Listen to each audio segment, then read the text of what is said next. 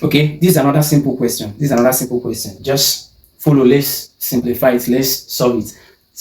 It says x raised to power of 5 equal to 3 raised to power of 10. Find x. You should find x. If x raised to power of 5 is equal to 3 raised to power of 10. Okay, let's go. Solution. So I'm going to have that. I'll write it down again.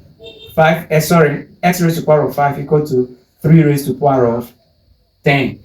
Okay, when you look at this, you are seeing that their bases are completely different.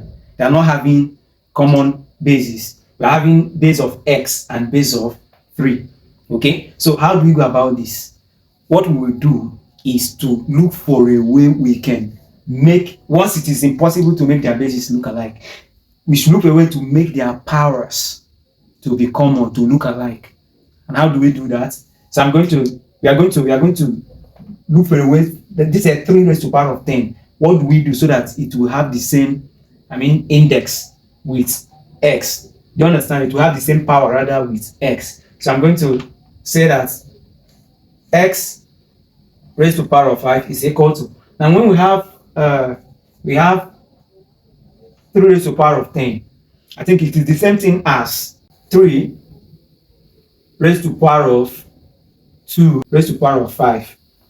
Remember, if a number, perhaps in brackets, is raised to another power, those powers will be multiplied or should be multiplied. So if I multiply now power of 2 and 5, that means 2 times 5 will give me what?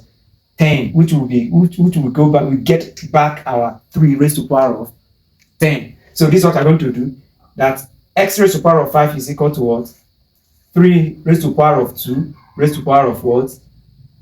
5. Do you get? Raised to power of what? 5. Now, we are now having common indices or common index. We are having common powers. Okay, what do we do? As we're having common powers, we equate only the bases. Do you understand? So I'm going to be having what? I'm going to be having that x, I'm going to null this one. X is equal to 3 raised to power of 2. X is equal to 3 times 3. X equal to what? 9. As simple as that. Please, if you find this interesting, comment, like, share, follow, subscribe, and write down on the comment section any question or any topic in mathematics you would want me to explain for you, and I will do you a favor by explaining that. Thank you.